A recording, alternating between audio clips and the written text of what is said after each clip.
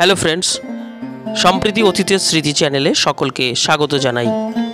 পথের দাবি উপন্যাসের বিপ্লবী সব্যসাচীর ভাবমূর্তি যার মধ্যে মূর্ত হয়ে উঠেছিল, তিনি ভারতের মুক্তিপথের অগ্রদূত, স্বাধীনতার দুর্জয় আকাঙ্ক্ষা, পরাধীন ভারত জননীকে বিদেশি শৃঙ্খল বন্ধন থেকে মুক্ত করার অতন্দ্র সৈনিক, দুর্গম পথের অভিযাত্রী, দুঃসাধ্যের সাধক, ভারতবাসীর চিরপ্রিয় চিরকাঙ্ক্ষিত মহান নেতা, দেশগৌরব নেতাজি সুভাষচন্দ্র বসু। তিনি শৌর্য বীর্যের মূর্ত বিগ্রহ, বিপ্লবের অনির্বাণ দীপশিখা, স্বাধীনতার আকাঙ্ক্ষার জ্বলন্ত মশাল হাতে তিনি ছুটে গেছেন এক প্রান্ত থেকে অন্য প্রান্তে, গেছেন বহির্বিশ্বে। সমুদ্র, পর্বত, পার্থিব ভোগসুখ কোনো কিছুই তাকে ব্রতভ্রষ্ট করতে পারেনি।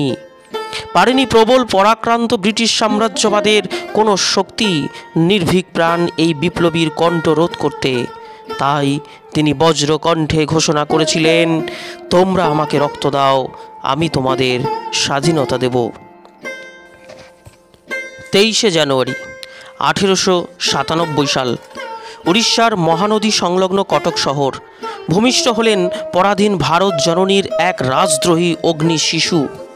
শঙ্খধ্বনিতে হলো নবজাতকের শুভ আবির্ভাব বন্দনা। ভারতের মাটিতে জন্ম নিল এক মহাবিদ্রোহ, সুভাষচন্দ্র তার নাম। পিতা জানকীনাথ বসু, কটকের প্রখ্যাত সরকারি ধনী উকিল।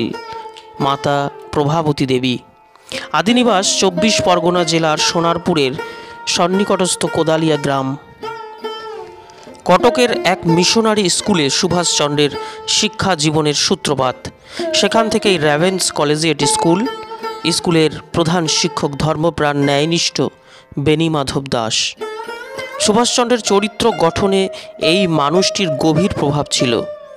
পাটনা বিশ্ববিদ্যালয়ে তিনি দ্বিতীয় স্থান অধিকার করে প্রবেশিকা পরীক্ষায় উত্তীর্ণ হলেন। এলেন কলকাতায়, প্রেসিডেন্সি কলেজে ভর্তি হলেন। একসময় মনোবিনায় বেজে উঠল বৈরাগ্যের সুর। কর্মবীর সন্ন্যাসী বিবেকানন্দের উদাত্ত বাণী শুনলেন।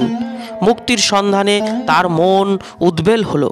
তিনি গৃহত্যাগ করলেন, ঘুরে বেড়ালেন তীর্থে তীর্থে, কিন্তু তার জন্য যে অপেক্ষা করছে আরও এক বৃহৎ জগৎ। বন্দিনী ভারত জননী যে তারই জন্য অশ্রুলোচনে অপেক্ষা করছেন। তিনি ফিরে এলেন 1915 সাল। আইএ পরীক্ষা পাশ করলেন। দর্শন শাস্ত্রে অনার্স নিয়ে প্রেসিডেন্সিতেই ভর্তি হলেন। অন্তরে জ্বলন্ত দেশাত্মবোধ। অধ্যাপক ওটেনের ভারত বিরোধী অশালীন উক্তির প্রতিবাদ করলেন তীব্রভাবে। পরিণামে কলেজ থেকে হলেন বহিষ্কৃত। পরে বাংলার আর এক কৃতি সন্তান শিক্ষাবিদ আশুতোষ মুখোপাধ্যায়ের প্রচেষ্টায় সুভাষচন্দ্র স্কটিশ চার্চ কলেজে ভর্তি হলেন।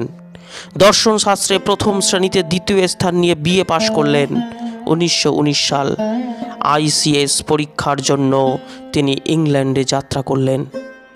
1920 সাল আইসিএস পরীক্ষায় সুভাষচন্দ্র চতুর্থ স্থান অধিকার করলেন।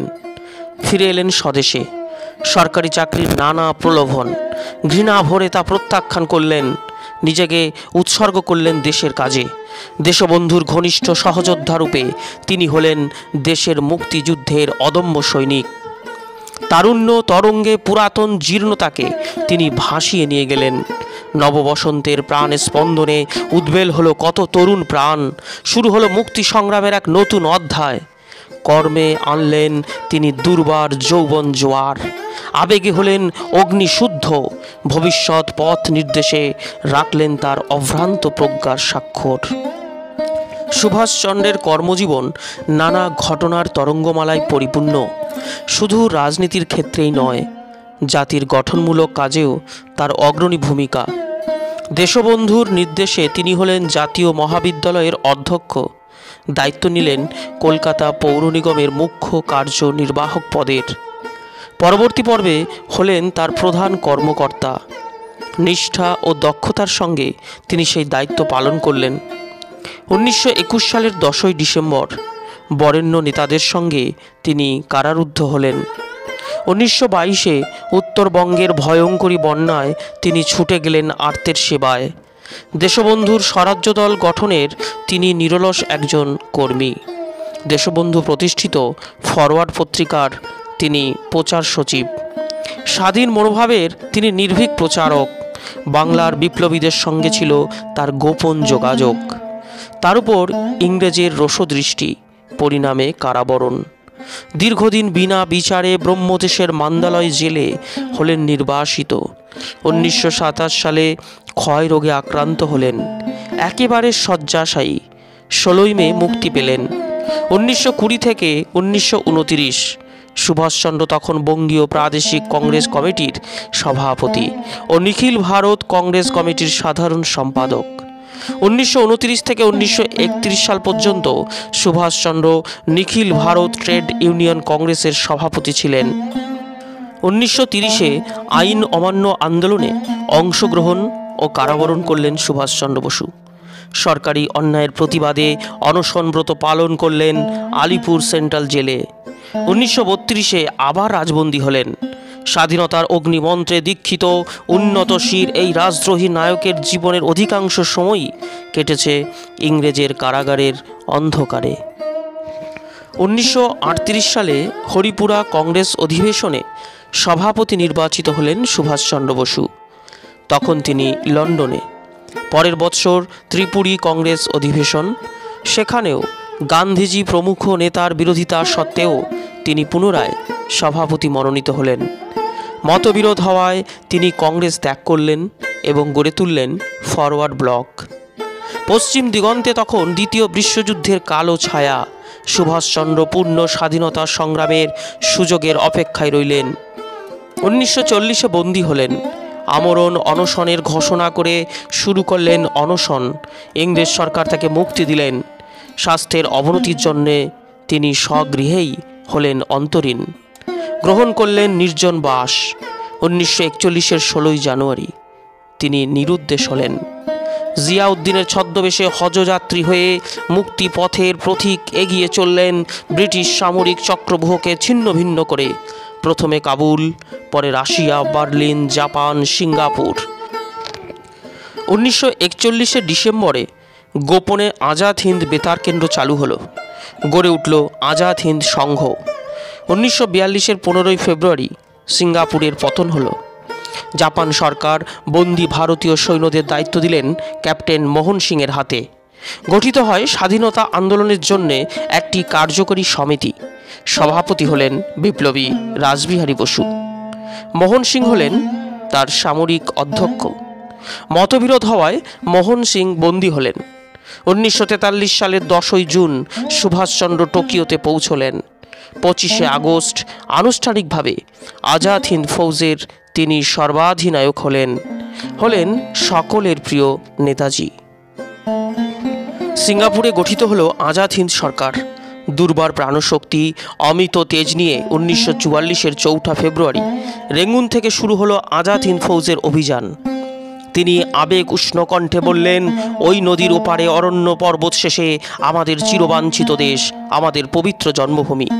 শোনো, ভারতবর্ষ আমাদের ডাকছে, আমাদের রাজধানী দিল্লি আমাদের ডাকছে, আত্মীয় ডাকছে আত্মীয়কে। ওঠো, আর সময় নেই, অস্ত্র ধরো। আমরা শত্রু সৈনিকদের মধ্যে দিয়ে এগিয়ে যাব, অথবা ঈশ্বরের যদি ইচ্ছে হয় তাহলে আমরা শহীদের মৃত্যু বরণ করব। দিল্লির পথ স্বাধীনতার পথ, চলো দিল্লি। ভারত সীমান্তের সবচেয়ে কাছের ব্রিটিশ ঘাঁটি মোডক। মেজর রাতুরি আজাদ হিন্দ বাহিনী নিয়ে অমিত বিক্রমে মোডক ঘাঁটি আক্রমণ করলেন। শত্রু সৈন্য পশ্চাদপসরণ করল। ভারতের মাটি স্পর্শ করল আজাদ হিন্দ বাহিনী। ভারতের মাটিতে উঠল প্রথম জাতীয় পতাকা। তারপরের ইতিহাস অত্যন্ত বেদনার ইতিহাস, অশ্রুসিক্ত কাহিনী। ইংরেজ ব্রহ্মদেশ অধিকার করল, জাপান আত্মসমর্পণ করেছে। প্রকৃতির প্রতিকূলতা, পরাজয় এসে তার স্বপ্ন কেড়ে নিল। অশ্রু নয়নে ভারত জননীকে শেষবারের মতন তিনি প্রণাম জানালেন। তারপর নতুন পথের সন্ধানে জাপানি বিমানে তিনি যাত্রা করলেন। আজও সে চলার শেষ হলো না। প্রচারিত হলো যাত্রাপথে তাই হকুতে বিমান দুর্ঘটনায় এই মহাবিপ্লবীর মৃত্যু সংবাদ। কিন্তু স্বদেশবাসী আজও এই মরণজয়ী বীরের মৃত্যু বিশ্বাস করে না। তার মৃত্যু নেই, তিনি মৃত্যুঞ্জয়ী। পৃথিবীর এমন কোনো শক্তি নেই যারা তাকে পরাভূত করে, এমন কোনো বন্দিশালা নেই যেখানে তাকে বন্দি রাখা যায়। আজও অগণিত ভারতবাসীর হৃদয় সিংহাসনে তিনি প্রতিষ্ঠিত। আজও প্রতিটি ভারতবাসী তাদের প্রিয় নেতার প্রত্যাবর্তনের প্রহর গণে। তাই কবিকণ্ঠের সুরে সুর মিলিয়ে আমরাও বলি, তোমার প্রকাশ হোক কুহেলিকা করি উদ্ঘাটন, সূর্যের মতন রিক্ত বক্ষভেদী আপনারে কর উন্মোচন। ব্যক্ত হোক জীবনের জয়, ব্যক্ত হোক তোমা মাঝে অসীমের চিরবিস্ময়। সকলকে অসংখ্য অসংখ্য ধন্যবাদ।